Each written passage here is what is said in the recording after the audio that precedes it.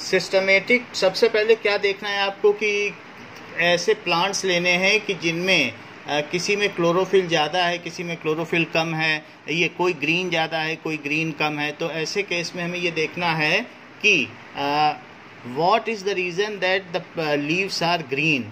तो फिर उसके पीछे देखेंगे कि अमाउंट ऑफ क्लोरोफिल किस में ज़्यादा है, किस में कम है। तो सिस्टमेटिक ऑब्जर्वेशन, आपको जो चीज़ ऑब्जर्व करनी है सिस्टमेटिकली देखनी है। Controlled experiment, controlled experiment. So दूसरी चीज़ है उस कंट्रोल्ड एक्सपेरिमेंट हमको करना है कि ऐसा नहीं है कि अगर आप ग्रीन लीफ देख रहे हो तो उसके साथ उसकी लेंथ भी देखो। किसी एक पर्टिकुलर पॉइंट पर अगर आप हो तो 10 पॉइंट को एक साथ लेके नहीं करो, नहीं तो you will conclude that chlorophyll की वजह से इसकी लेंथ ज़्यादा हो गई। सो इसलिए if you are going for colour of leaf then go for colour of leaf, do not see the other aspect of that plant. So एक ही चीज़ को हमें देखना है। After that qualitative and quantitative reasoning. तीसरी चीज़ है कि क्वालिटेटिव एंड क्वांटिटेटिव रीजनिंग।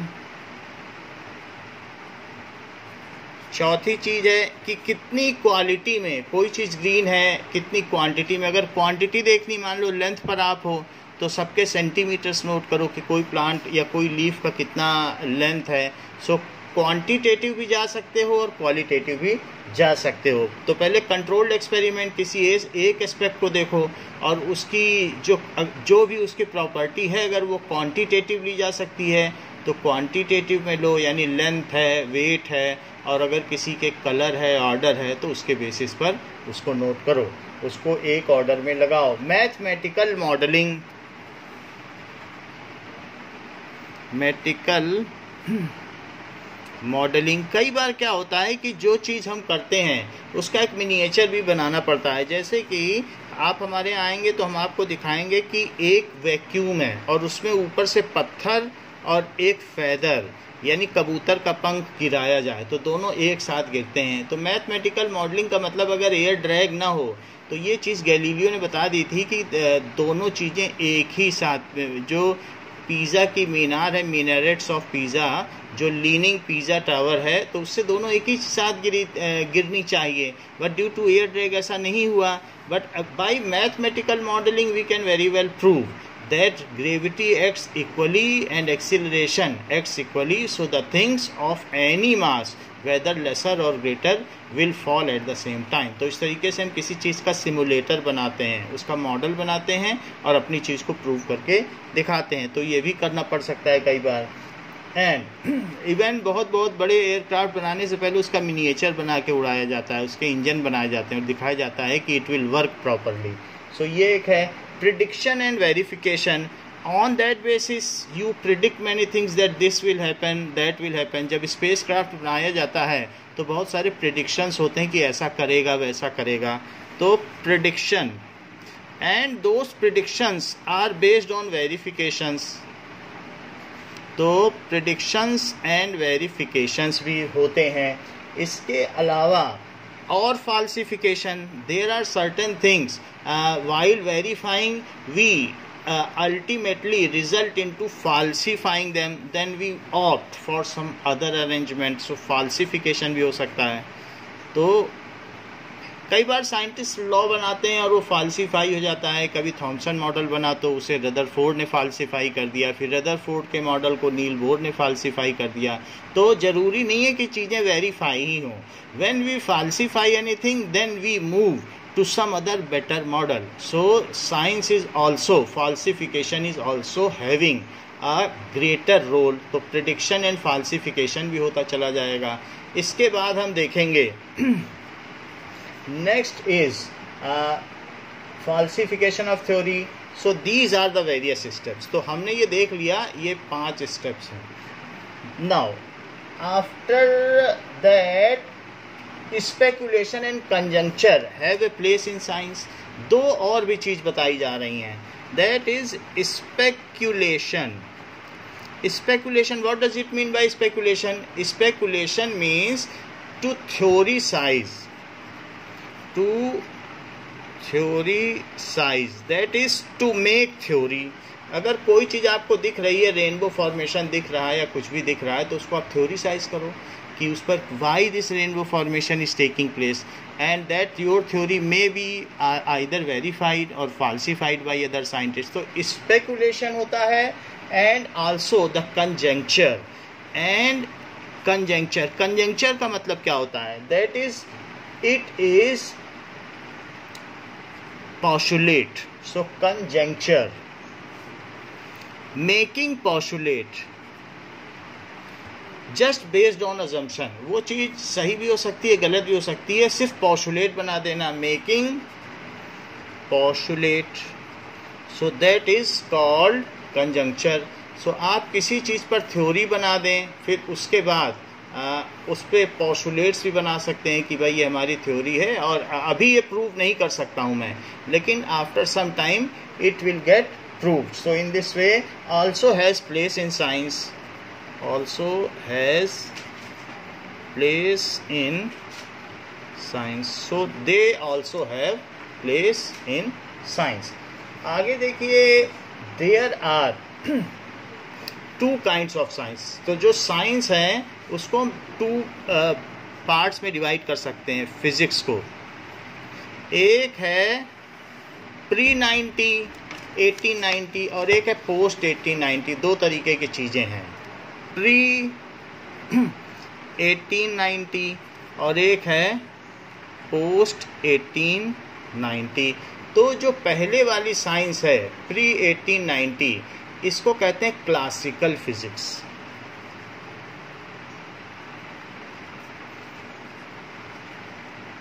और बाद में आफ्टर जो पोस्ट 1890 है उसको कहते हैं दैट इज क्वांटम फिजिक्स.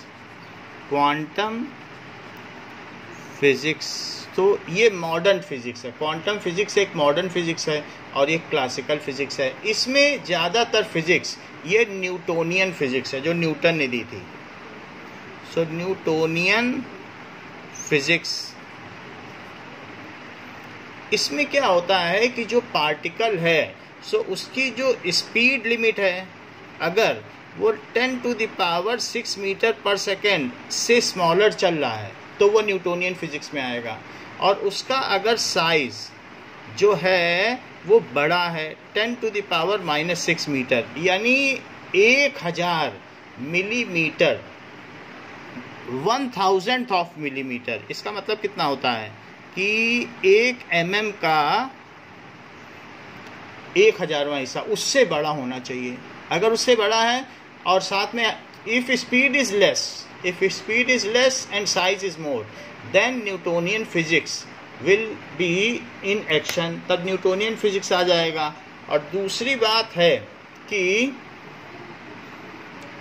अगर मान लीजिए वो बहुत फास्ट है, तो फास्ट के केस में हमने देखा था लाइट में भी, तो लाइट में क्या चीज़ होती है, वेव थ्योरी चलती है. So now in case, now अब देखो कि बहुत फास्ट हो गया तो डुअल नेचर ऑफ लाइट जैसे होता है, उसमें दो अलग अलग थ्योरी चलती है. तो किसी चीज़ का अगर साइज बहुत छोटा हो जाए 10⁻⁻6 मीटर से भी छोटा हो जाए, जैसे इलेक्ट्रॉन, तो इलेक्ट्रॉन का जो साइज़ है वो 10⁻⁻19 मीटर है. तो कितना छोटा हो गया. और साथ में स्पीड, तो स्पीड कितनी होनी चाहिए, it should be greater than 10⁻6 metre per second. जो इलेक्ट्रॉन ऑर्बिट में मूव करता है वो 2 × 10⁻6 मीटर पर सेकेंड का है, तो उसमें वेव नेचर आ जाता है. तो जब वेव नेचर आ जाता है तो वो उसे क्वांटम फिजिक्स में लेते हैं. दैट इज़ उसका पार्टिकुलर नेचर से ज़्यादा डोमिनेट उसका वेव नेचर करता है. तो इन that case quantum physics is taken. तो इस तरीके से हमने देखा ये न्यूटोनियन फिजिक्स है. तो न्यूटोनियन फिजिक्स में क्या क्या चीज़ें आ जाएंगी क्लासिकल फिजिक्स में. So that we will see in classical physics. Mechanics आ जाएगी. हम लोगों ने मैकेनिक्स पढ़ा हुआ है छोटे क्लासेस में, that is laws of motion पढ़ा है. फिर जो काइनेटिक इक्वेशन है S = ut + ½ at². So 3 equations of motion पढ़ लिया है, तो वो आ जाएगा. नेक्स्ट इज इलेक्ट्रोडाइनमिक्स, चार्जेस का चलना। तो चार्ज मूव करता है, करंट इलेक्ट्रिसिटी होती है। तो इस तरीके से हमने इसमें इलेक्ट्रिसिटी पढ़ लिया है। आफ्टर दैट ये सारी चीज़ें हम लोगों ने देख ली है कि क्या क्या चीज़ें यहाँ पर दिखाई गई हैं। तो क्लासिकल फिजिक्स में मैकेनिक्स आ जाएगी, इलेक्ट्रोडाइनमिक्स आ जाएगी, ऑप्टिक्स, लाइट भी हमने पढ़ लिया है, ये भी क्लासिकल फिजिक्स में आता है। एंड थर्मोडाइनमिक्स, थर्मोडाइनमिक्स में अभी हम देखेंगे कि किसी भी रिएक्शन में कितनी हीट इवॉल्व होती है या किसी भी रिएक्शन में कितनी हीट एब्जॉर्ब होती है। तो ये एक चैप्टर थर्मोडाइनमिक्स है। थर्मोडाइनमिक डिसिप्लिन के बेसिस पर ही ऑटोमोबाइल्स बनते हैं कि 1 लीटर पेट्रोल डालेंगे तो कितनी एनर्जी निकलेगी। So thermodynamics, so these are the various branches of classical physics and these all are due to the limitations of size of particle is smaller and size of particle is greater and speed is lesser। जब speed कम हो और size ज़्यादा हो तो classical physics है। बड़े particle हो, धीरे धीरे चल रहे हो तो क्लासिकल फिजिक्स है। तो अभी हमने देख लिया कि what are the things which can be covered under it। तो पहली चीज़ हमने बताई कि इसमें थर्मोडाइनमिक्स आ जाएगी, थर्मोडाइनमिक्स आ जाएगी। इसके अलावा मैकेनिक्स, इनके भी डेफिनेशन आपको बता देंगे। सो थर्मोडाइनमिक्स, मैकेनिक्स आ जाएगी, ऑप्टिक्स आ जाएगी, and after that electrodynamics. So these are the various fields which come under this। तो ये इसके अंडर में आ जाएंगे। Now thermodynamics क्या है? The field of physics which measures the amount of heat released or absorbed during any mechanical process. जो heat को देखे, कितनी हीट ट्रांसफ़र हुई है, एक वेसल से दूसरे वेसल में कितनी हीट ट्रांसफ़र हुई है ड्यू टू टेम्परेचर डिफरेंस। अगर एक 100 डिग्री का है, दूसरा 50 डिग्री का है, साथ में रख दो तो ज़्यादा टेम्परेचर से कम टेम्परेचर वाले में चली जाएगी हीट। तो amount of, measurement of amount of heat transferred from one vessel to other vessel, one system to other system, उसे थर्मोडाइनमिक्स कहते हैं। Mechanics, the branch of physics which deals with motion and the cause of motion. Motion में हमने देख लिया भाई acceleration क्या है किसी चीज़ का, तो उसको देख लिया। इसके अलावा ये भी हम देख लेते हैं कि उसके पीछे फोर्स कौन कौन से लग रहे हैं, तो ये चीज़ देख लेंगे। तो cause of motion, motion and cause of motion अगर आए तो मैकेनिक्स में ही इसके जो भी हम देखते हैं मैकेनिकल एनर्जी, पोटेंशियल एनर्जी और काइनेटिक एनर्जी के सम को ही मैकेनिकल एनर्जी कहते हैं। तो वो दोनों भी इसी में ही स्टडी की जाती हैं। Optics, it is A branch of science which deals with light. तो लाइट में भी हम ज़्यादातर रे के ऊपर ध्यान देते हैं, पार्टिकुलेट नेचर, तो पार्टिकुलेट नेचर के ऊपर ध्यान देंगे। So it is coming under optics.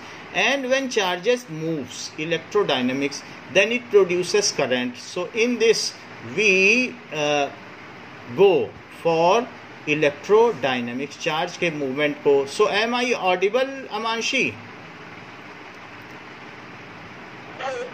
Okay, तो so movement of charges that is current, electricity comes under this. तो ये सारी बातें इसमें आ जाएंगी जिसको कि आप पढ़ेंगे तो पता कर लेंगे। अब देखते हैं कि जैसे बहुत सारे लोग अलग अलग ऑटोमोबाइल्स बनाते हैं, कुछ लोग हीट इंजन बनाते हैं। जैसे अगर आपकी बाइक चल रही है या स्कूटी चल रही है तो उसमें एक इंजन है, तो कौन सा इंजन हीट को लीक ना होने दे, सारी की सारी हीट स्कूटी को या बाइक को चलाने में ही यूज़ हो, तो फिर 1 लीटर में वो ज़्यादा चलेगी। तो जो थर्मोडायनेमिक्स के डिसिप्लिन को जान जाता है तो वो क्या करता है, 1 लीटर में 90 किलोमीटर तक बाइक चला लेगा, फिर उसकी कंपनी की बाइक बहुत बिकेगी।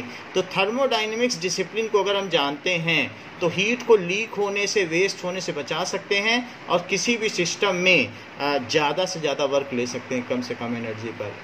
इन द सिमिलर मैनर बाकी और चीज़ों के भी एप्लीकेशंस हैं जो कि हम आगे देखेंगे। On the other side there is, जैसे कि ये तो हमने देख लिया कि क्लासिकल फिजिक्स है। तो क्लासिकल फिजिक्स में इलेक्ट्रोडायनेमिक्स में कूलम्ब ने अपना योगदान दिया कि चार्जेस के ऊपर इन्होंने बहुत बातें कही। अब ऑप्टिक्स में न्यूटन ने भी योगदान दिया है, तो न्यूटन ने, और भी साइंटिस्ट हैं जिन्होंने अपनी बात कही है। मैकेनिक्स में भी मोस्टली न्यूटन ने ही कहा है। फिर इसके बाद गैलीलियो ने भी अपना एक लॉ दिया, और थर्मोडायनेमिक्स में भी केल्विन ने अपना काम किया है। तो केल्विन एक साइंटिस्ट थे, केपलर, केल्विन, ऐसे there are many scientist who have given their laws. Joule ने भी थर्मोडायनेमिक्स में अपना योगदान दिया है। So these are the scientist. While on other hand quantitative physics में it is applicable to subatomic particles. ये तो जो होते हैं ये बड़े बड़े बॉल पे, कार पे, इन सब पे लागू होते हैं, लेकिन ये किस पे लागू होता है? पार्टिकल का साइज छोटा होना चाहिए। So it is applicable to subatomic particles.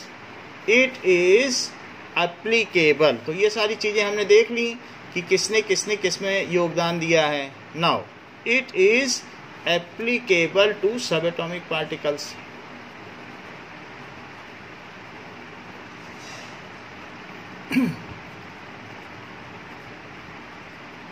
Subatomic particles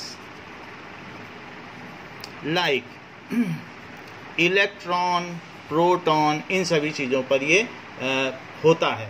so इसके लिए कौन कौन से साइंटिस्ट हैं जिन्होंने इस पे काम किया है?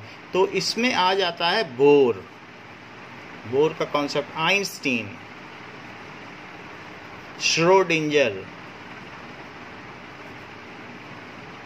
हिजनबर्ग, ये सारे लोग हैं, max Planck.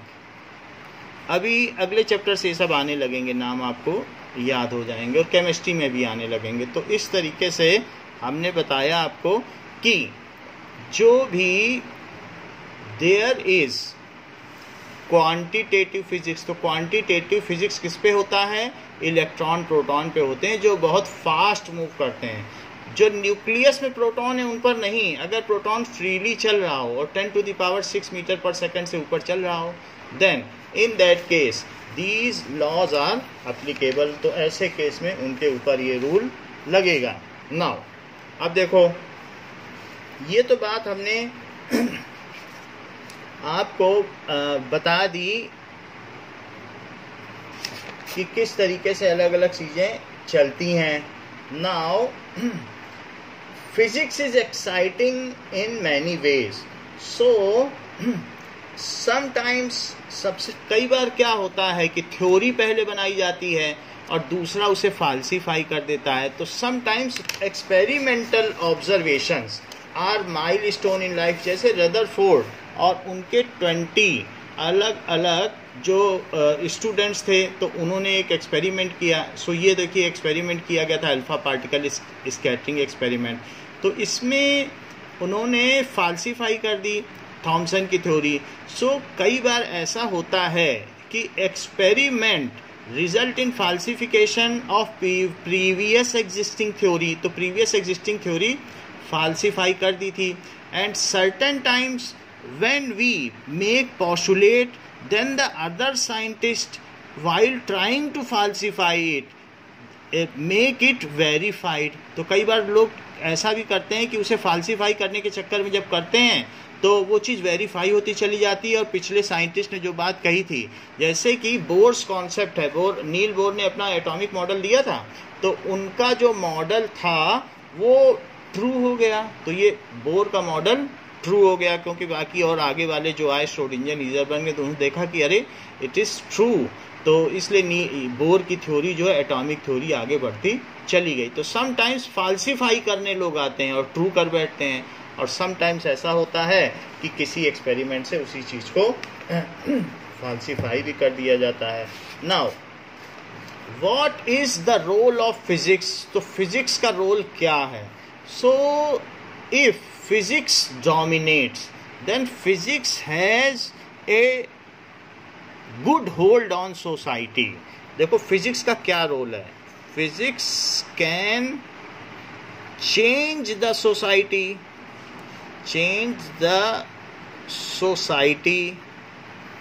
as well as history. जैसे कि इंग्लैंड में, ब्रिटिश में, वहाँ पर स्टीम इंजन, जेम्स वाट ने इंजन बना दिया, ट्रेन बना दी, और स्पिनिंग जेनी, एक साथ 1000 थ्रेड काटे जा सकते हैं स्पिनिंग जेनी में, सिंगल बनाने की ज़रूरत नहीं है। तो इसकी वजह से वो इतने मॉडर्न हो गए, उन्होंने ट्रेन बना ली और स्पिनिंग जेनी बना लिया। सो दे वर सो मॉडर्न दैट कि उन्होंने पूरी दुनिया में ब्रिटिश अम्पायर बना लिया, रॉयल ब्रिटिश एम्पायर। आप समझ सकते हैं कि एक एक्सपेरिमेंट ने उनको कितना डोमिनेट कर दिया। उन्होंने जगह जगह कोलोनाइजेशन इसलिए कर लिया कि उनको अपने ट्रेन को चलाने के लिए कोयला चाहिए था, कच्चा माल चाहिए था, आयरन चाहिए था ट्रेन पटरी बिछाने के लिए, और बहुत सारा कॉटन चाहिए था क्योंकि कॉटन इंडस्ट्री डेवलप हो रही थी। So that is the impact of a single invention made by any scientist. So such is the impact of physics on society. तो ये भी हम देखते हैं. There are also hypothesis, axioms and models. तो what does it mean by hypothesis? Hypothesis, that is in case without proving anything we make theorize to explain any concept या phenomena without any proof, with pre-existing, जो pre-existing laws हैं, and with some imaginative laws, कुछ imaginative concept होंगे, imaginative concepts.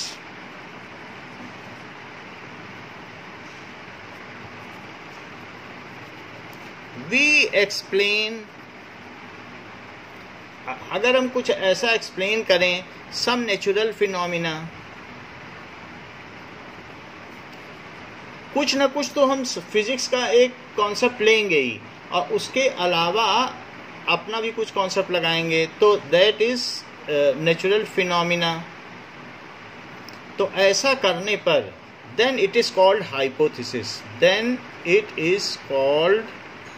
Hypothesis. जैसे Bohr का atomic model, उन्होंने कुछ pre existing laws ली और कुछ अपना बनाया, तो जो पॉस्टुलेट है it may be a hypothesis. So there are various scientist which put hypothesis for any explanation, and later on either it will be verified or falsified. So hypothesis, so it is called hypothesis. It may be, ये जो भी है बाद में इसका क्या हो सकता है,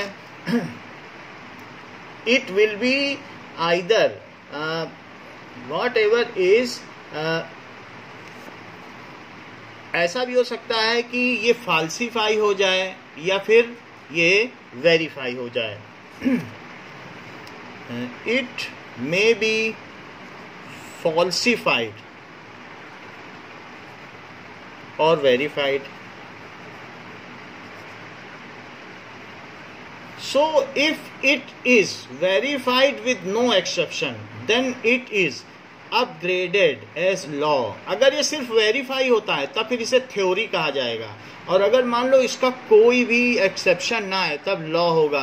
जैसे कहा जाता है न्यूटन्स लॉ ऑफ मोशन, तो समझो कितना सम्मान दे दिया गया, लॉ बोल दिया गया कि ये नेचर का लॉ है. न्यूटन्स लॉ ऑफ ग्रेविटेशन बोला, इसका कोई एक्सेप्शन ही नहीं है, अब ये लॉ बन गया. सो ऐसा अगर हो जाए then it is called law. So जैसे इफ any theory या any hypothesis has no exception, मान लीजिए उसमें कुछ एक्सेप्शन ना है, then it is upgraded as law. तो उसे लॉ बोल देते हैं. एग्जाम्पल क्या है? Newton's law of motion.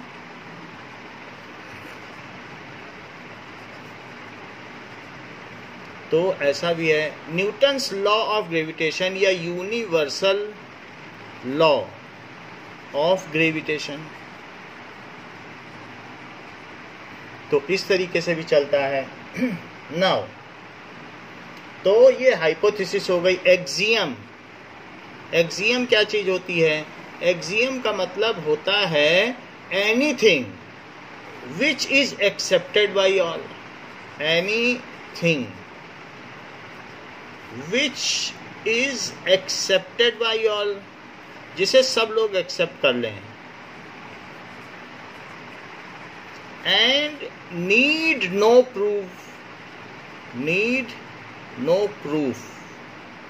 जैसे कि यूक्लिड डिवीजन लीमा एक एक्सियम है, उसमें बताया गया अगर ए और बी दो नंबर हैं तो उसको आपस में रिलेट किया जा सकता है। 2 और 7 को या 2 और 6 को रिलेट किया जा सकता है, तो उसको प्रूफ की ज़रूरत नहीं। आप भी एक एक्सियम बना सकते हो कि सूखी लकड़ी में आग लगाओ तो जलती है।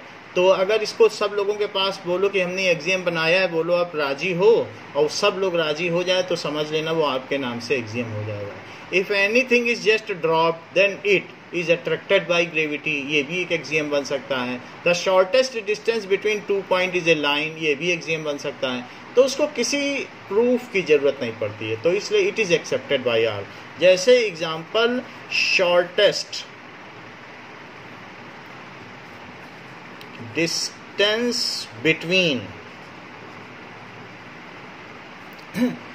एनी 2 पॉइंट्स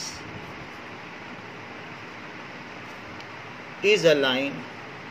अच्छा, जो पोस्टुलेट में कुछ फर्क है, postulates are liable to be proved, postulates are projected earlier, सबसे पहले किसी ने पोस्टुलेट दिया, लेकिन इट गेट्स, जो ये होगा familiar or accepted by laureates only after proof. So postulates are first projected and later on proved.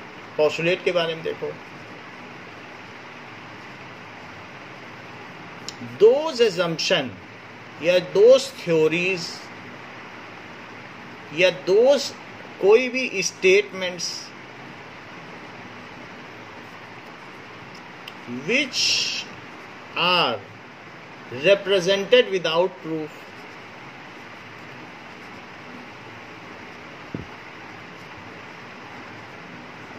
without proof, जिसको without proof के अगर हम represent कर दें, then it is postulates. It is liable to be proved, to upgraded as law. इसको prove करना पड़ेगा, liable to be proved, then upgraded as theory or law. तो ये चीज हो गई। Now models, what does it mean by model? Model क्या होता है? तो that is hypothesis, axioms and model. तो ये अलग अलग चीजें हैं, हाइपोथेसिस, एक्सियम एंड मॉडल। सो इसमें दिखाया गया है कि हाइपोथेसिस क्या है, एक्सियम क्या है और मॉडल क्या है। Now the miniature of any working, कोई भी अगर वर्किंग चीज है तो उसका जो मिनिएचर बनाएंगे, then that is model. The miniature of any natural phenomena, कोई भी नेचुरल फिनोमिना है,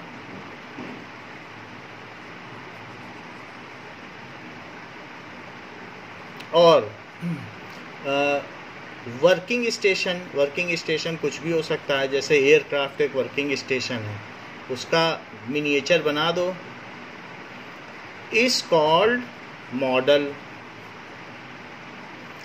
it is used to explain, ये क्यों यूज होता है? To explain various laws behind that phenomena.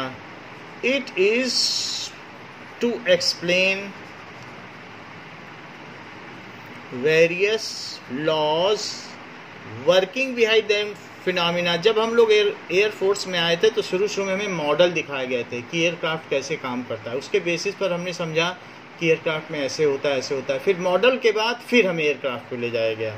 So various laws working behind that phenomena.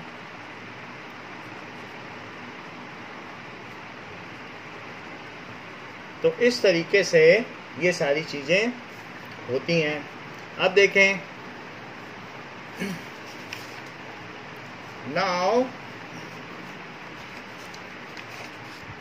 there is also unification and reduction. These are also have their value and importance, place in physics. What does it mean? Unification.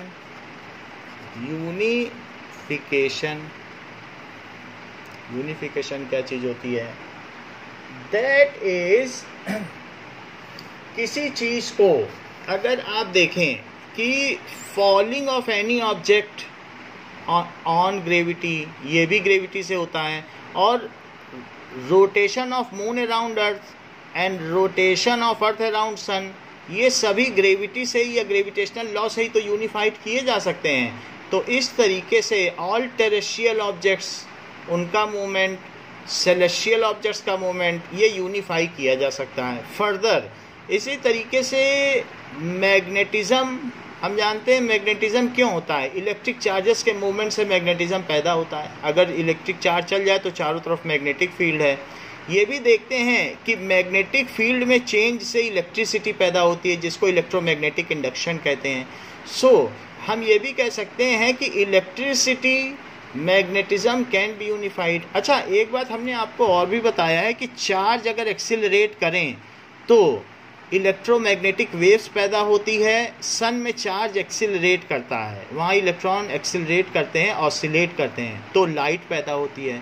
तो हम ये भी कह सकते हैं कि optics, electricity and magnetism are governed by same law, so they are unified. इन तीनों का यूनिफिकेशन हो गया. तो सब इस तरीके से होता है. जैसे कि इसको मैक्सवेल ने यूनिफाई किया.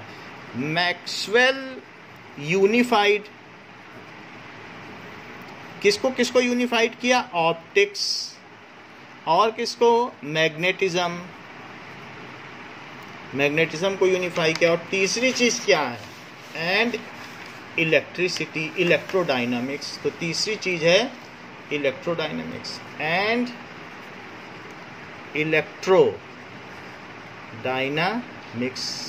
एंड स्टेटेड, उन्होंने 4 लॉ दिए हैं जो 12 में पढ़ाए जाएंगे आपको. And stated that these are due to movement of charges. ये किस वजह से हैं?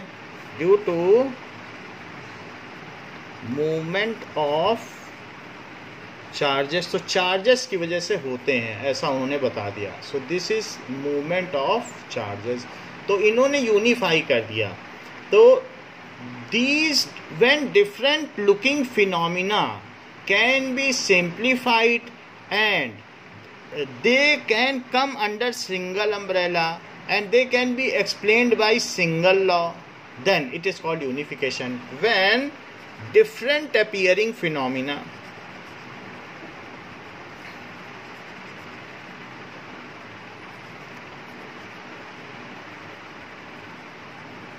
can be explained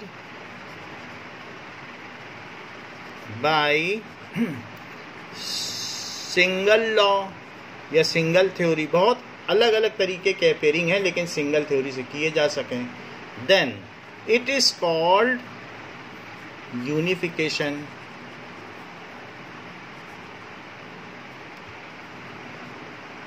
इसको यूनिफिकेशन कहेंगे. जैसे कि फॉर एग्जाम्पल कि motion of objects on earth, motion of falling object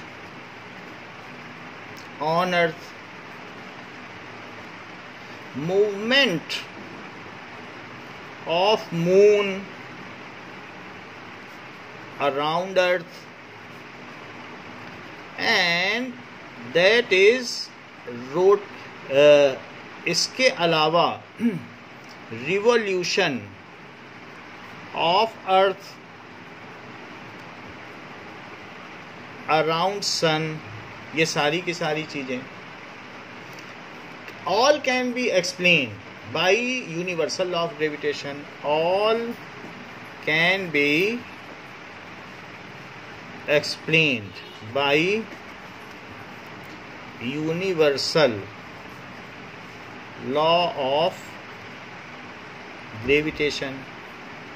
so it is a unification, क्योंकि हमने डिफरेंट लुकिंग फिनोमिना को किसी एक से कर दिया था, तो ये यूनिफिकेशन हो गया। फिर आप कहेंगे रिडक्शन क्या है? रिडक्शन दूसरी चीज़ हमने बताई आपको, reduction. Then what is reduction? If the macroscopic phenomena can be explained on basis of microscopic thing। जैसे कि आप किसी डॉक्टर के पास जाओ तो वो कहेगा अपना एक ड्रॉप ब्लड छोड़ जाओ और फिर कल अपनी मम्मी या पापा को भेज देना, हम दवा दे देंगे, आपको आने की भी ज़रूरत नहीं है। So what ever is occurring at macroscopic level, macroscopic का मतलब बड़ा, तो पूरे शरीर में जो तुम्हारे रोग है उसका जो कोड है वो एक सेल में छिपा है।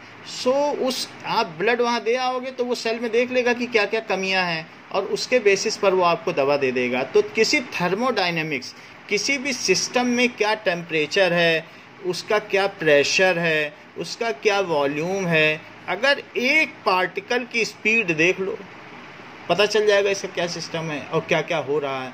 So when macroscopic property, macroscopic properties like किसी भी सिस्टम में कितनी हीट एनर्जी है, कितने जूल है heat energy, like heat energy कितनी है, प्रेशर सिस्टम पर कितना एग्जर्ट हो रहा है, वॉल्यूम उसका कितना है, टेम्परेचर क्या है, can be explained can be explained by microscopic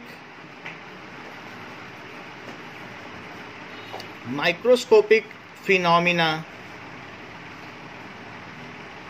कैसे एक्सप्लेन करोगे? That is the speed of particles in that system, the speed of particles of that system। तो उसको कहते हैं कि हमने उसे रिड्यूस कर दिया है, that is reductionism. Then it is called reductionism, it is called reductionism.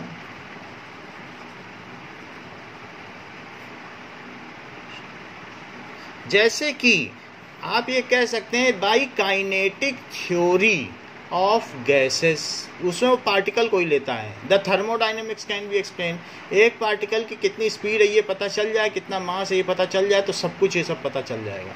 So by ये चीज़ जो काइनेटिक थ्योरी ऑफ गैसेस है, ये एक चैप्टर है 11th में, आप देख लेना। So by kinetic theory of gases, kinetic 6th chapter है केमिस्ट्री का, theory of gases.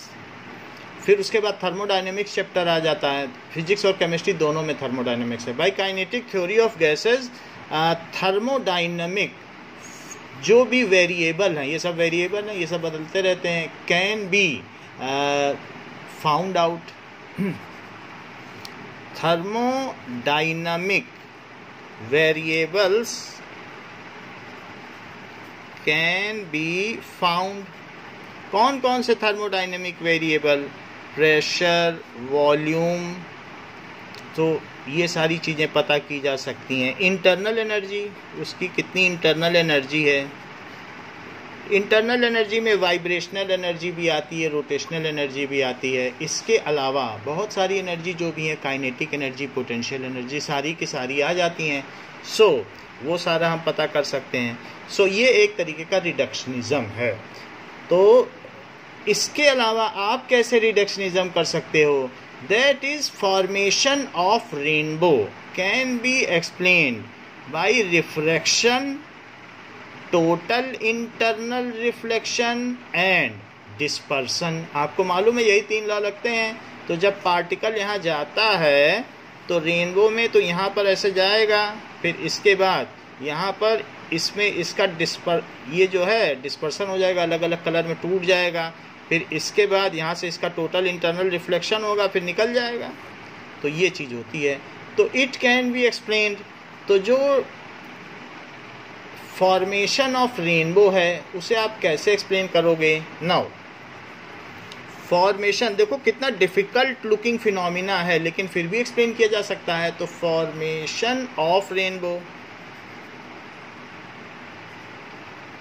Can be explained, simple step से एक्सप्लेन कर दिया। एक्सप्लेन्ड बाय, पहले क्या हुआ? डिस्पर्सन, एक कलर का वाइट कलर का अलग अलग कलर में टूटना डिस्पर्सन होता है। Total internal reflection, total internal reflection. अब चूंकि एक इसमें रेड हो गया, ठीक है, और एक वॉयलेट हो गया, तो यहाँ से सिर्फ ये अब रिफ्रैक्ट करेगा। And refraction, so any difficult phenomena can be explained on basis of simple physical laws, then it is called reductionism. When any difficult looking phenomena, when any difficult looking phenomena, उसे तोड़ कर physics के law से बोल दो कि ये जो मशीन चल रही है तो इसका पिस्टन ऊपर गया तो उससे पोटेंशियल एनर्जी बनी, फिर नीचे आ गया तो काइनेटिक एनर्जी बनी और ये मशीन चल गई। बड़े आसानी से आपने उस मशीन की सिस्टम को बता दिया, काइनेटिक एनर्जी और पोटेंशियल, तो उसको आपने सिंपल लॉज में बता दिया और इतनी बड़ी मशीन चल रही है। So it is reductionism. So when any different looking phenomena can be explained in steps of simple physical laws, simple physical laws, तो उससे आपने बता दिया। then it is called, उसे क्या कहेंगे? then it is called reductionism. So is screen clear and voice is audible?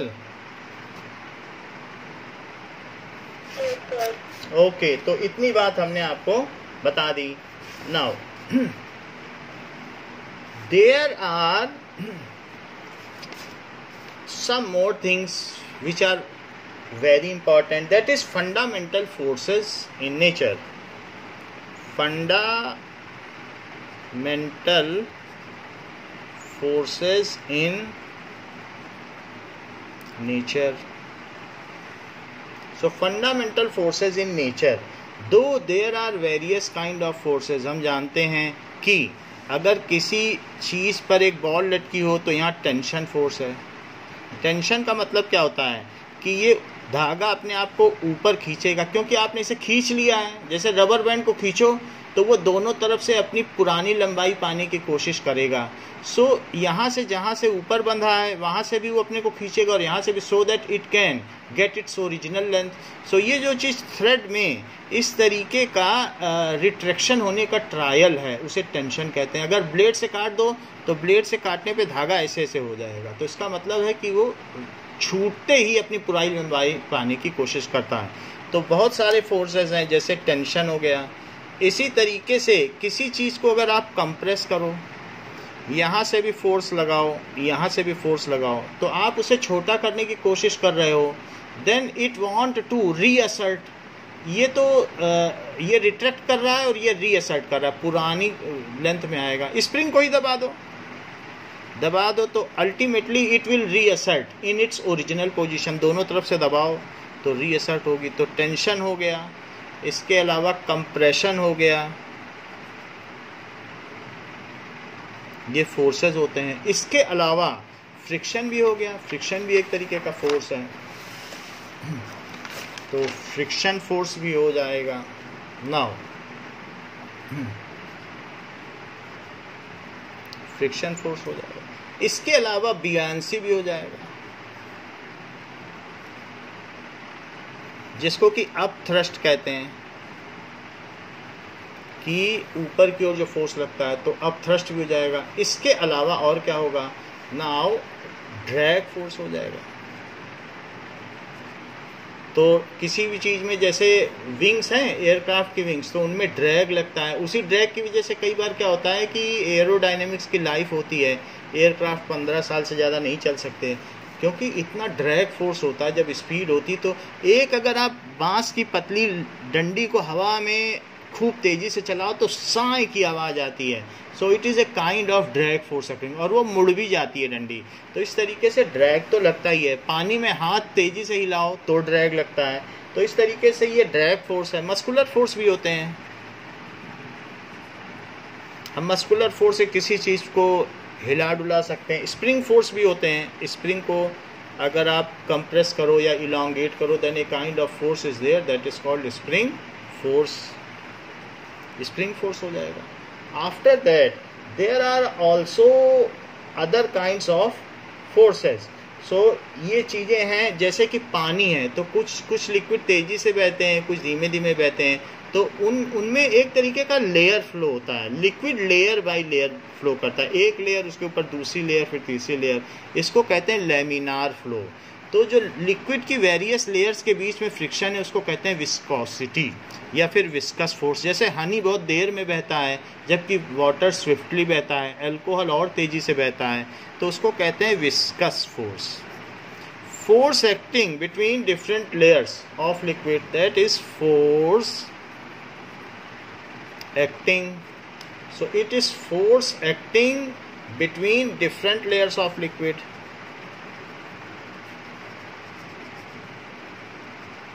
Different layers of liquid. So it is called viscous force. तो ऐसा भी हम देखने में आता है. That is gravitational force.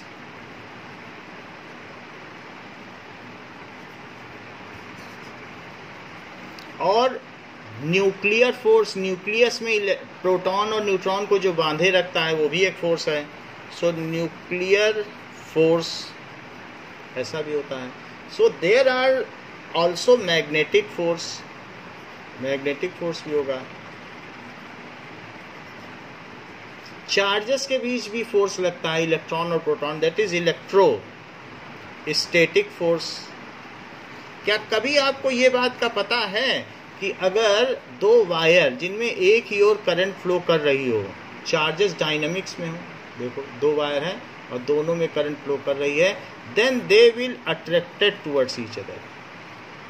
तो यहाँ पर क्या दिखाया गया है कि इफ इलेक्ट्रॉन्स यहाँ पर इस तरीके से हो देन दे गेट अट्रैक्टेड, और अगर अपोजिट उसमें करंट हो then they will be repelled, एक दूसरे से रिपेल हो जाएंगे। तो ये एक तरीके का अपोजिट करंट है तो रिपल्शन होगा, और सेम डायरेक्शन में है तो अट्रैक्शन हो जाएगा। इसको कहेंगे इलेक्ट्रोडायनामिक फोर्स। एक हमने बताया चार्जेस अगर रुके हैं तो भी फोर्स लगेगा, तो वो इलेक्ट्रोस्टैटिक फोर्स है, और चार्जेस चल रहे हैं तो उनको कहेंगे इलेक्ट्रोडायनामिक फोर्स। इसी तरीके से ये क्या है, इलेक्ट्रोस्टैटिक फोर्स। इसी तरीके से ये क्या है कि दो मैग्नेट ले लिए NS, सो NS, तो ये रिपल्शन हो रहा है, ये मैग्नेटिक फोर्स है। सो इस तरीके से मैग्नेटिक फोर्स हो गया। लिक्विड को छोड़ दिया जाए ऊपर से एक ड्रॉपलेट ऑफ लिक्विड की, तो वो धीरे धीरे फ्लो करेगी। ये हनी है तो हनी धीरे धीरे फ्लो करेगा, तो इसकी डिफरेंट लेयर एक के ऊपर एक, एक के ऊपर एक, जैसे ताश के पत्ते को छोड़ दिया जाए तो कैसे एक एक गिरता है, बिल्कुल उसी तरीके का लेमिनार फ्लो यहाँ होता है। तो उनके बीच में कितना फ्रिक्शन है, कितनी विस्कोसिटी है, तो ये एक तरीके का विस्कस फोर्स हो जाएगा।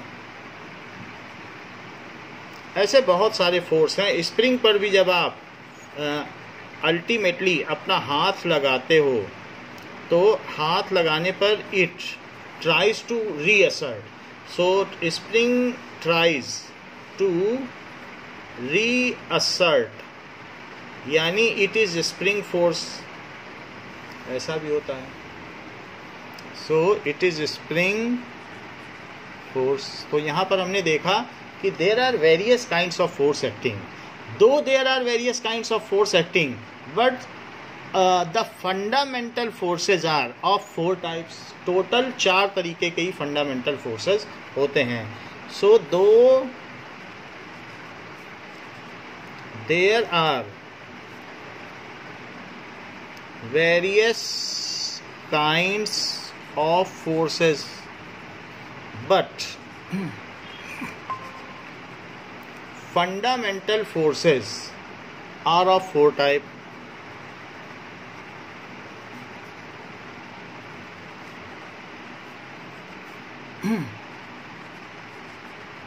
चार तरीके के फंडामेंटल फोर्सेस होते हैं। कौन कौन से हो सकते हैं? So first is that is gravitational force.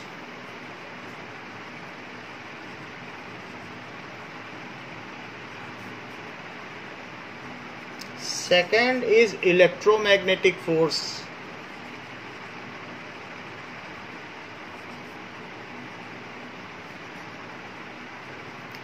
And third is strong nuclear force.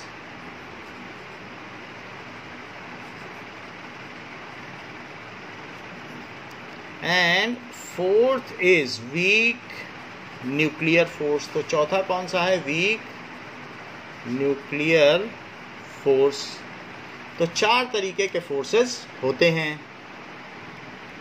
There are 4 kinds of forces.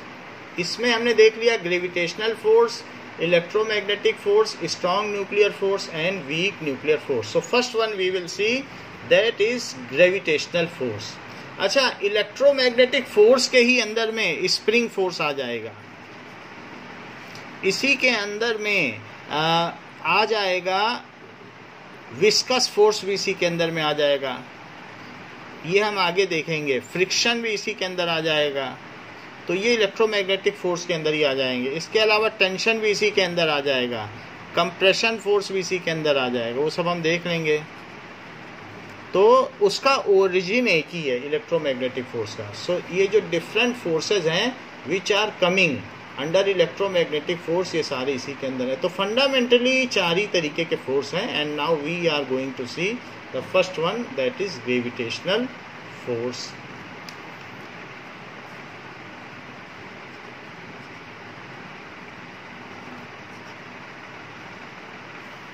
Now gravitational force देखिए, it is acting between 2 systems. वो सिस्टम कुछ भी हो सकते हैं, या 2 रिजिड बॉडीज भी हो सकती हैं, या 2 पार्टिकल्स भी हो सकते हैं। रिजिड बॉडीज का मतलब 2 पत्थर, रिजिड बॉडीज 2 पार्टिकल भी हो सकते हैं, पॉइंट साइज कुछ भी हो सकते हैं, बट उनमें मासेस होना चाहिए, हैविंग मासेस। तो उसके बीच में जो फोर्स एक्ट करता है वो ग्रेविटेशनल फोर्स होता है। And it is governed by universal law of gravitation given by Isaac Newton. So अगर इसका मास m1 है, इसका मास m2 है, तो इनके बीच अगर डिस्टेंस r है, तो इनके बीच जो ग्रेविटेशनल फोर्स लग रहा है that is g m1 m2 by r square, where g is equals to 6.67 into 10 to the power -13 and newton metre square. देखो यहाँ से देखो g की वैल्यू चाहिए तो ये न्यूटन है, इसके ऊपर ये यूनिट ले आओ मीटर स्क्वायर, और नीचे ले आओ kg square, that is kg -2। Upon में नहीं लिखना है क्योंकि यूनिट का हमने आपको बता दिया था। So this is g। तो it is universal gravitational constant, सार्वत्रिक गुरुत्वाकर्षण नियतांक। जी क्या है? Universal gravitational constant, gravitational constant. तो इस तरीके से यूनिवर्सल ग्रेविटेशनल कांस्टेंट है newton metre square upon KG square. तो ये इसकी वैल्यू है। तो किन्हीं दो चीज़ों के बीच में लगता है। And it is given by, ये किसने दिया है? That is given by Newton. Now पहली चीज तो ये है कि किन्हीं 2 पार्टिकल के बीच में लगता है, और इट इज दूसरी point, so it is abided by inverse square law. it is abided by inverse square law. यानी ये जो फोर्स है, ये जो डिस्टेंस होती है उसके स्क्वायर के इन्वर्स के इक्वल होता है। ऐसे कुछ भी फोर्स हो, जैसे दो चार्जेस होते हैं, दो चार्जेस हैं, उनको क्यू बोलते हैं, उनके बीच में जो फोर्स लगता है वो क्या होता है, 9 × 10⁹ Q1 Q2 ये चार्जेस हैं अपॉन आर स्क्वायर। तो ये भी एक इन्वर्स स्क्वायर लॉ है, ये कूलम्ब ने दिया था, इसको कहते हैं Coulomb's law. So that is Coulomb's law, ठीक है, फॉर इलेक्ट्रोस्टैटिक फोर्स, रुके हुए चार्जेस, इलेक्ट्रोस्टैटिक फोर्स। तो यहाँ पर भी हम देख रहे हैं ये इन्वर्स स्क्वायर लॉ है, 1/r² पे डिपेंड कर रहा है, और यहाँ पर भी 1/r² पे डिपेंड कर रहा है। तो इसकी वजह से क्या होता है, so it is a conservative force, so it is conservative force. अमानसी, कंजर्वेटिव फोर्स क्या होता है?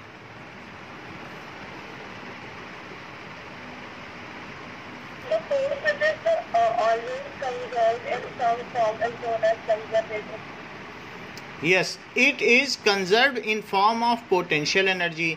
मान लीजिए कि अगर आपने किसी भी स्टोन को फोर्स लगा करके ऊपर उठा दिया, so whatever you have done work to lift this mass by high touch, keeping it at high touch, तो इसमें जो आपने काम किया है, आपने क्या फोर्स लगाया और क्या काम किया, आपने mg फोर्स लगाया होगा, क्योंकि इस पर नीचे लगने वाला वेट क्या है बताओ, क्या इस पर नीचे लगने वाला वेट mg है? तो आपने इसको ऊपर जब रखा तो आपने इतना ही फोर्स लगाया होगा, W = mg, भाई जितना वेट लग रहा है उतना ही तो ऊपर लगाओगे।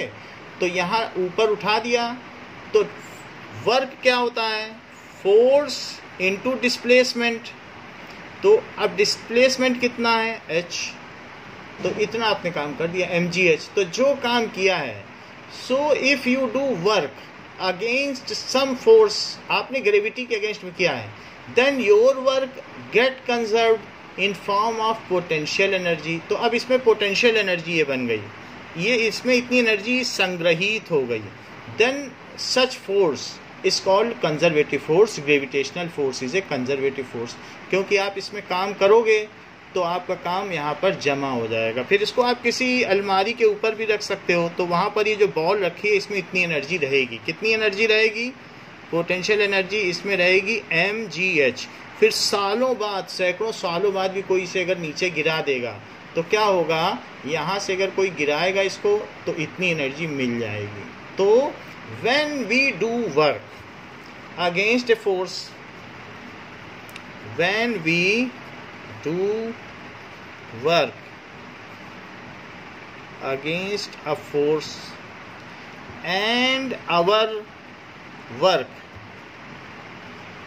get conserved in form of potential energy, हमने जो काम किया वो किसी न किसी फॉर्म में संग्रहित हो गया पोटेंशियल, देन दैट फोर्स जिसके अगेंस्ट में हमने काम किया, that force is called conservative force. अब देखो, मान लो जैसे अगर दो चार्जेस हैं और चार्जेस को आप दबा दो तो वो फिर उछल के भागेंगे, तो इसका मतलब है कि हम अगर इन पे काम करेंगे तो हमारा काम वेस्ट नहीं जाएगा। दबा के रख दो, फिर 100 साल बाद आओ तो उनके किनारे का कंस्ट्रेंस हटा दो, चार्जेस को दबा के रखो और पास पास ले आओ और फिर उनको किसी दीवार से दबा के रख दो। तो उसके बाद जैसे ही दीवार हटाओगे या कंस्ट्रेंस हटाओगे या बाउंड्रीज हटाओगे, then they will bounce back and whatever work you have done that you will get again. तो चूंकि ये 1/r² है, जो भी 1/r² से अवॉइडेड है, जो इनवर्स स्क्वायर लॉ से अवॉइडेड है, वो कंजर्वेटिव है, hence it is conservative force, so it is conservative force. तो चूंकि ये इनवर्स स्क्वायर लॉ से अवॉइडेड है इसलिए कंजर्वेटिव है, ये इनवर्स स्क्वायर लॉ से अवॉइडेड है इसलिए कंजर्वेटिव है। तो ऐसा हमें याद रखना चाहिए। So it is called conservative force. तीसरी चीज, मान लीजिए ये जो ग्रेविटेशनल फोर्स है ये अट्रैक्टिव इन नेचर है कि repulsive?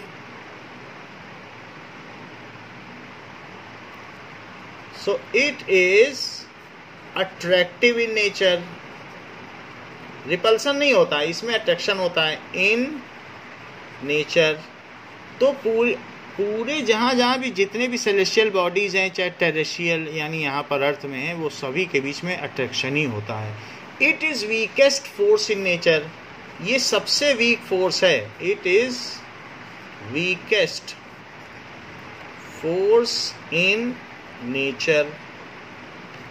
It is 10 to the power 38 times weaker. कितना वीकर है देख लो, वीकर देन इलेक्ट्रोस्टैटिक फोर्स। इलेक्ट्रॉनों के बीच में जो फोर्स लगता है उससे इतना वीकर है। इतने जीरो लगा के डिवाइड करो उतना कम है। Electrostatic force then also it dominates. तब भी सारा जो भी ब्रह्मांड है, यूनिवर्स है, वो सारे के सारे मूवमेंट्स हो रहे हैं, गैलेक्सी के मूवमेंट्स हो रहे हैं, सेलेस्टियल बॉडी के, सब कुछ तो ग्रेविटी की वजह से हो रहा है। तो ऐसा क्यों हो रहा है, क्या आप प्रेडिक्ट कर सकते हैं? Then also it dominates in nature, क्योंकि जो दूसरे फोर्सेस हैं वो रिपल्सिव भी हैं और अट्रैक्टिव भी हैं, तो वो एक दूसरे को काट देते हैं। जैसे चार्जेस हैं तो किसी अर्थ में जितने प्रोटॉन है उतने इलेक्ट्रॉन हैं, तो वो सब एक दूसरे को कट कर देते हैं। जबकि इसमें सिर्फ अट्रैक्टिव है, तो सिर्फ अट्रैक्टिव की वजह से ये वीकर होने पर भी डोमिनेट कर जाता है। So though it is weakest force, then also it dominates because it is only attractive in nature, as it is only attractive in nature, only attractive in nature। अगर दो बॉडीज को हवा में रखो और पानी में रखो तो किसके बीच में ज्यादा ग्रेविटेशनल फोर्स लगेगा? मिली? हाँ। सो it is independent of the medium. So the force acting between two bodies is independent of medium. In vacuum, in air, in water, there is always same force. So the force acting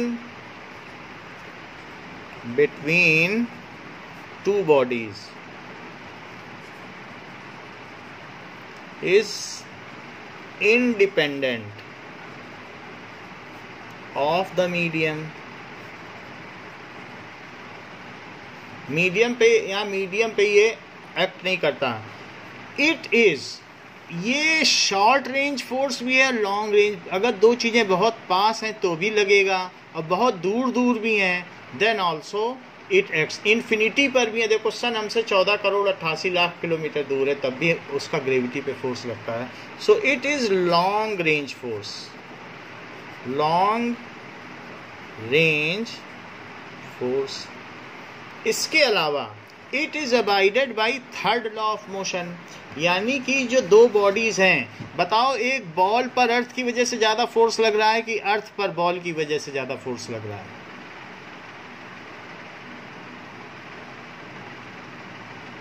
बताइए, हिमांशी बोलिए।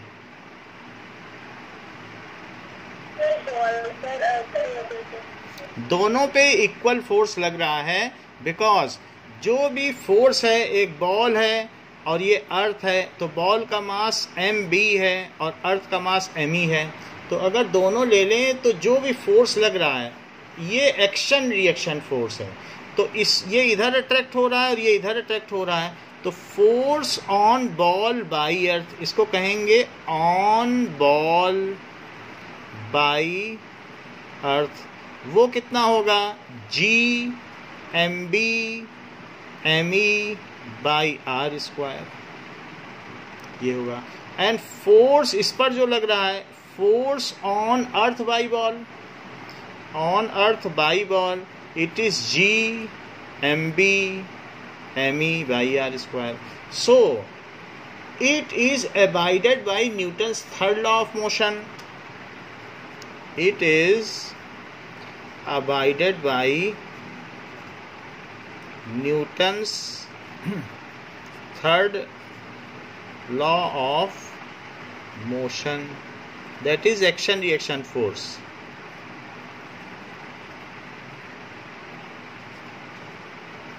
So ये action reaction force है, तो दोनों pair पे equal force लगता है. Now it is at a distance force, कि इसको अगर आपको लगाना है तो स्प्रिंग को दबाने की जरूरत पड़ती है, उसको छूना पड़ता है. फ्रिक्शन है तो भी उस दो बॉडी को टच होना चाहिए. टेंशन लगाना है तो थ्रेड से कोई चीज़ बांधनी पड़ेगी. लेकिन ग्रेविटी चाहिए तो क्या उसको टच करने की जरूरत है बॉल को, अर्थ को? दूर से ही हो जाता है. तो इसको कहते हैं at a distance force. Force दो तरीके के होते हैं, contact force and at a distance force. तो ये जो ग्रेविटेशनल फोर्स है ये किस तरीके का है? At a distance force. तो क्या सन अर्थ से टच है तभी फोर्स लगा पा रहा है, या दूर है तब लगा रहा है? जैसे मैग्नेटिक फोर्स, मैग्नेटिक फोर्स किस तरीके का है? क्या दो बॉडी दूर दूर है तो भी फोर्स लगेगा? तो ये फोर्स कैसा हुआ? तो ये एट ए डिस्टेंस है, एट अ डिस्टेंस फोर्स. और बताओ, अगर दो इलेक्ट्रॉन हैं दूर दूर तो भी क्या उनमें फोर्स लगेगा? तो क्या वो भी एट ए डिस्टेंस फोर्स है? So this is at a distance, this is at a distance. ऐसे ही ग्रेविटेशनल फोर्स भी एट ए डिस्टेंस फोर्स होता है. Okay, so it is at a distance force. And कहीं पर अगर कोई चीज़ है, तो मान लो अर्थ है, और अर्थ की वजह से एक बॉडी दूसरी बॉडी m मास की है, तो बताओ क्या वो उसके सेंटर की ओर मूव करेगी? यहां रख दो तो वो कहाँ मूव करेगी?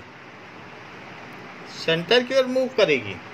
तो इसलिए ये जो फोर्स है ये इसके सेंटर से इसके सेंटर को मिलाने वाली लाइन की ओर एक्ट करता है. अगर मान लो ये इधर तो नहीं मूव करेगी ना, सेंटर की ओर जाएगी कि नहीं? तो it is A central force. Central force का मतलब है कि अर्थ और उस बॉडी के बीच का जो सेंटर है उसी लाइन पे एक्ट कर रहा है. तो ये कैसा फोर्स हुआ? It is central force, because it acts on the line joining the center of mass of two objects. दोनों का जो सेंटर है जहां सारा मास उनका रहता है, as it acts on line joining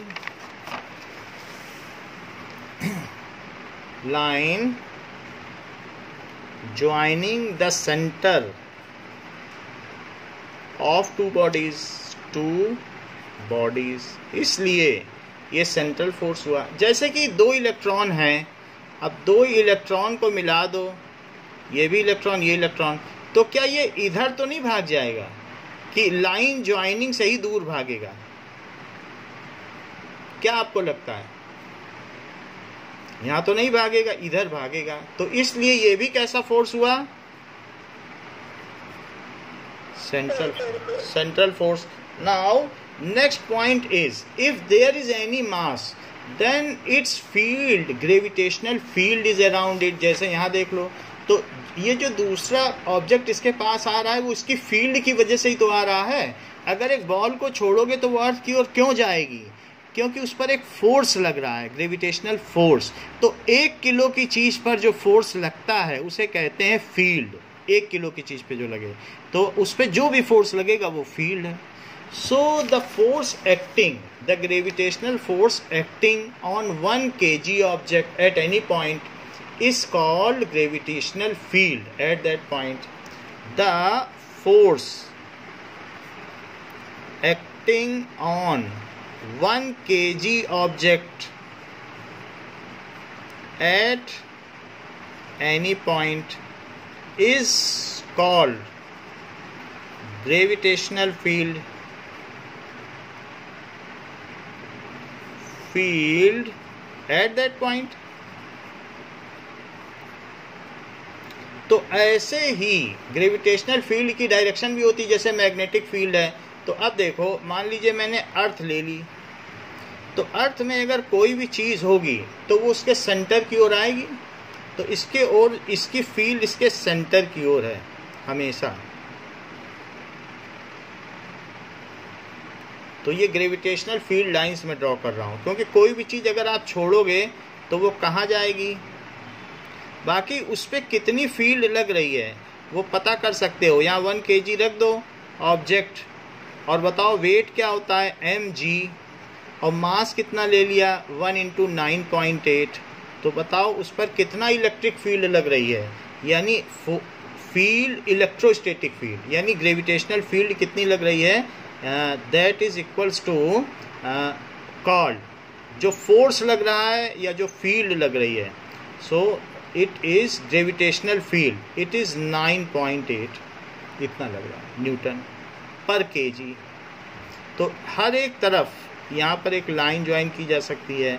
तो हमने ये बना दिया that is gravitational field lines. ये हमने क्या बना दिया, gravitational field lines. It is radial, radial है यानी ऐसा है अंदर की ओर आ रहा है, radially inward to earth. It is radially inward. ऐसे किसी भी बॉडी पे हो सकता है टू अर्थ। तो ये हमने देख लिया कि what are the different features of gravitational force. तो अगली क्लास में हम ये देखेंगे कि बाकी इलेक्ट्रोमैग्नेटिक फोर्स क्या होते हैं and what are the other types of force. तो इस क्लास के लिए बच्चों इतना ही। Thank you.